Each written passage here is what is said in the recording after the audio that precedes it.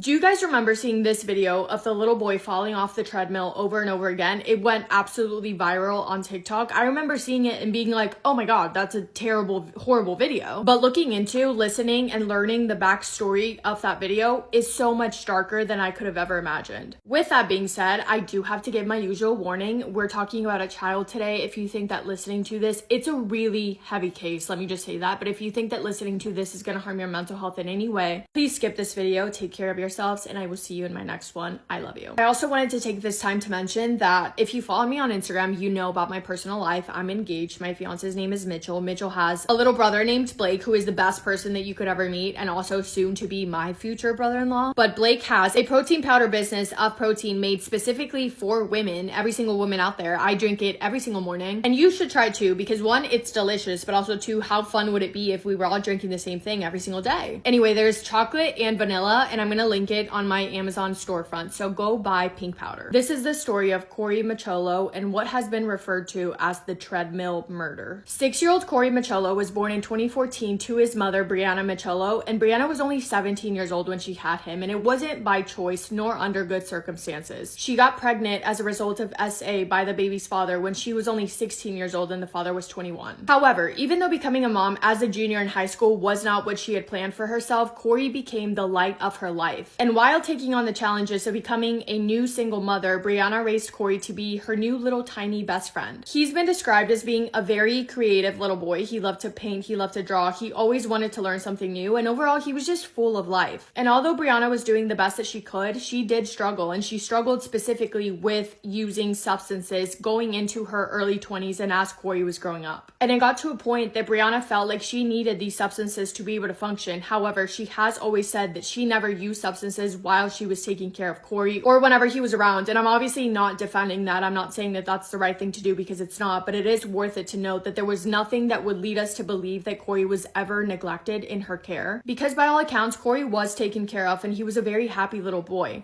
Brianna and Corey lived in a townhouse with Brianna's mother, her sister, and her mother's boyfriend. And they were all doing what they could, helping each other out where they could, but it was no secret that financially they were not in the best position. And at this point, Corey was around 4 years old. So one day, Brianna's mother brings up the idea to her of possibly starting to receive child support from Corey's father, which was not ideal by any means, but after sitting on it for a little while, Brianna decided that having that extra financial help from child support would be what was best for Corey, and she didn't want the father to be in their lives at all. They had no relationship whatsoever. All she wanted to do was apply for child support to be granted that extra financial help. So she decides to move forward with getting the paternity test, and Corey's father was a man named Christopher Gregor, and Christopher was a horrible person. However, on paper, you might look at his past and think that he was a really solid guy. You would be fooled, but it's easy to see why people may think that, because in high school, he was a football star, an honor roll student, a youth mentor. He also had 2 degrees, and he had a job working as a real estate agent, and he did pretty decent for himself. Christopher was not aware that 1, Brianna had ended up pregnant, and that 2, she had kept the baby and raised it. But as soon as Brianna got that paternity test, and as soon as Christopher found out that he had a child, he wanted to be a part of Corey's life. He wanted to be the father figure in his life, which, remember, Brianna didn't want that at all. She didn't want anything at all to change in Corey's life, but Christopher, with the help of his parents, began fighting for custody. And even though Christopher didn't even know Corey, knew absolutely nothing about him, had never been a part of his life, when the court was comparing both Brianna and Christopher on paper, all they paid attention to was Brianna's history of using substances and Christopher's history, which painted him out to be, or at least look like, a pretty decent guy. So the court granted him full custody of little Corey, resulting in 5-year-old Corey moving in with this man that he just met, this man that he just found out was his father, moving into his apartment full-time in New Jersey, which was about an hour away from where Brianna lived. And that left her, obviously, absolutely distraught. Following that, Brianna started her journey of leaving the substances behind and putting all of her attention and all of her focus into gaining full custody back of Corey, or at least getting partial custody. And it wasn't an easy thing. We all know how long and dreadful custody battles can be. But after a little while of Brianna really proving how committed she was to recovering, enrolling in a program, passing tests, getting the treatments that she needed, etc., she got back on her own 2 feet, and in October of 2020, the courts awarded them joint legal custody of Corey. The agreement was that Corey was still going to be living with Christopher in his apartment, but Brianna was now allowed to see him, to spend time with him, and she was now able to take Corey every other weekend to stay with her. And again, I know that I sound like a broken record, but the pregnancy was as a result of SA. That's not to say that Corey wasn't loved and adored and the cutest little boy you've ever seen, because he was, and he was loved by so so many people, but that is to say that the relationship, if you could even call it that, between Brianna and Christopher was not a good one by any means. They actually previously had each other blocked on their phones. They had no intentions of ever speaking to each other again, but of course, when the court gave them joint custody, the court ordered for them to unblock each other to be able to communicate and try their best at co-parenting. So they did that. They also began attending co-parenting sessions, but Brianna always knew that Christopher was not the good guy that he seemed to be on paper, and her son, the most precious thing to her in her entire life, being cared for by Christopher was something really scary and really concerning for her, and rightfully so, because very, very quickly, Brianna started to notice that every single time that she saw Corey after Corey spent time with Christopher, Corey seemed to have visible injuries on him. She first noticed when Corey spent time with Christopher for the third time ever, like ever in Corey's life, when he hung out with his dad for the third time ever, Corey came home and his face looked like something happened to him, like maybe he fell off somewhere, he got hit by something, and only weeks after that, Christopher saw Corey again, and Corey came home with a split lip and a swollen face, and Brianna was so concerned when she saw her little boy like that she asked him what happened, but Corey wouldn't say anything, so she asked Christopher what happened, and Christopher just casually brushed it off and said that he had a little accident while playing soccer outside. But since the beginning, Brianna just knew that something wasn't right, and she kept trying to do everything possible to regain full custody of Corey. In the meantime, she also made sure to keep a record of pictures and also made sure to write down every single time that she saw a new injury on Corey, just in case. But just because she was recording it and keeping track of everything, it didn't mean that she was just going to sit around and wait for something to happen. No, of course she didn't want that. She didn't want it to escalate. So after seeing Corey like that and taking pictures, she submitted the pictures with her concerns to the Division of Child Protection and Permanency, otherwise known as DCPP. But then it happened again. He came home injured, Brianna reported it, and nothing happened. And then it just became this repeated cycle as the months passed of Brianna documenting and reporting every incident, sending pictures to DCPP expressing her concerns, but nobody did anything. Over the course of 18 months, Brianna made at least 100 reports to DCPP telling them that Christopher wasn't the guy that they thought that he was and claiming that he was harming their son 100 times. And Brianna said that every single time that she called, they just made her feel like she was bothering them. But that means that 100 different times, more than 100 different times, someone was made aware that a child was in danger, and over 100 times someone decided that it didn't matter, that it was not important enough. In April of 2020, she wrote a letter again describing the injuries in detail, saying, "Is someone going to do something about this, or are we going to allow his father to continue to hurt him? I have pictures of injuries that began in September, which is when his father came into his life. Please get back to me." In July of 2020, she wrote them again with pictures of Corey's injuries, black eyes, and an injury that looked to be like a bite mark on him. Finally, eventually, DCPP decided to actually do something, and they scheduled a caseworker to interview Corey, but they scheduled the interview at Christopher's house with Christopher present. So obviously, Corey didn't say that anything was wrong because his dad was standing right there. And when Brianna learned that Corey didn't speak up about what was really going on, she was furious and she begged them, she was pleading for them to please schedule another interview without Christopher being present, saying that Corey was scared of his father and that he needed to be interviewed away from him. But yet again, she was practically ignored, and there was never a follow-up interview. That brings us to March 23rd of 2021. The night prior, Corey had slept at his father's house. And that day, which was a Tuesday, Brianna picked him up from school, and yet again, she saw visible new injuries on his face. She asked him what happened, and all Corey said was that Christopher had forced him on a treadmill and made him run as a punishment for being, quote, too fat.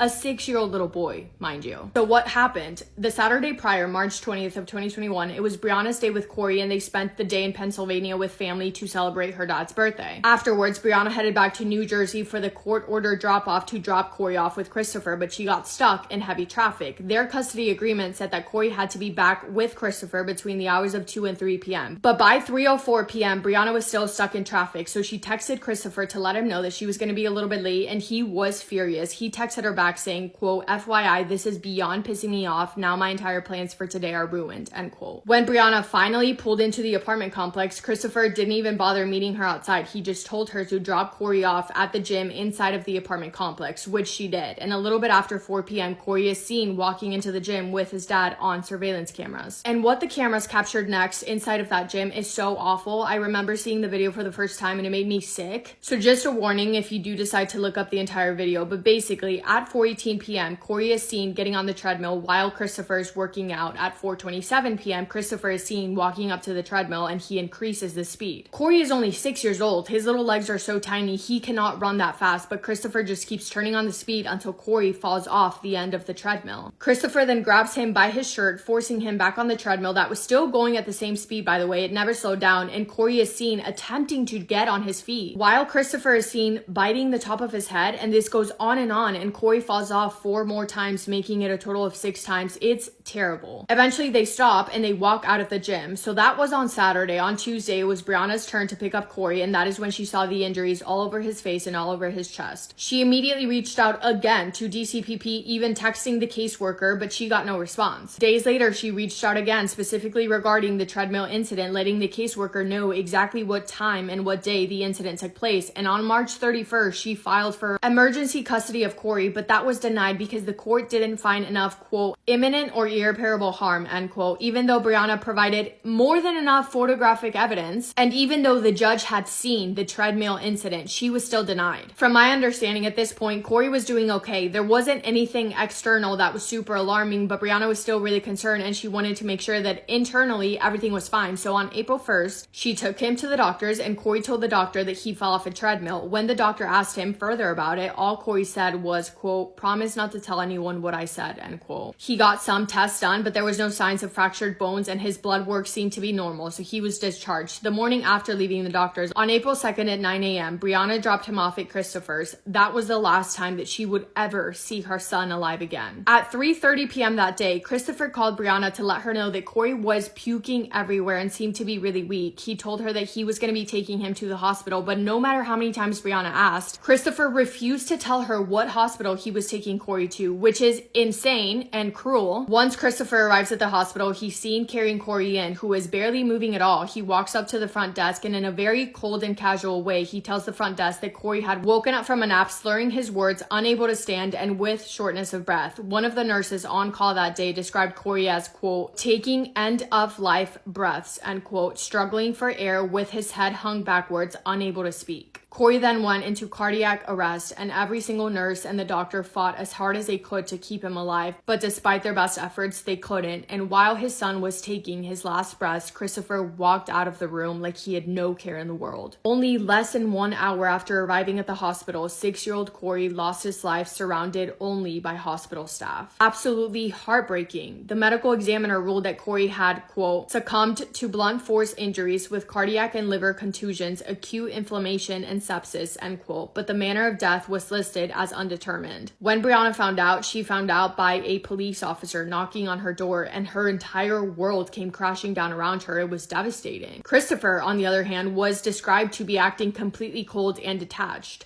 On January 7th of 2021, Christopher Gregory was finally arrested after the disturbing treadmill incident raised red flags about how he was treating his son. He wasn't arrested for his murder. He was only arrested for the treatment that happened in that video. But shortly after, he was released. And in September of 2021, Corey's case was re-examined by different forensic psychologists who ruled the manner of death as homicide. And after what felt like the longest investigation in the world, it was led that the injuries that led to Corey losing his life happened while he was in Christopher's custody. And with that, on March 9th of 2022, Christopher Gregory was arrested for Corey's murder, and he was charged with first-degree murder. He was held without bond at the Ocean County Jail. His trial began April 30th of 2024, and he pled not guilty. The trial was so heavy, so terrible, I could do an entire video on just the trial, but ultimately, in May of 2024, Christopher was found guilty of manslaughter and endangering the welfare of a He was sentenced to a total of 25 years in prison. Corey was only 6 years old. His mom did everything right. She took her concerns to the people that she thought would step up and help, people that she thought would do their job, but they didn't until it was too late. He was a little boy who loved to draw, loved to paint, loved to learn, and his memory will forever be kept alive and remembered by all of those who had the gift and the pleasure of getting to know Corey and getting to love him. It breaks my heart. This case tore me to pieces. But that is all I have for today's video. Thank you guys for hanging around. I know it was a really heavy one to listen to, but thank you for spending time with me today. I hope you guys are having the best day. If not, go do something to make it the best day. Make somebody happy, and I will see you in my next video. Massive kiss on the forehead to every single one of you.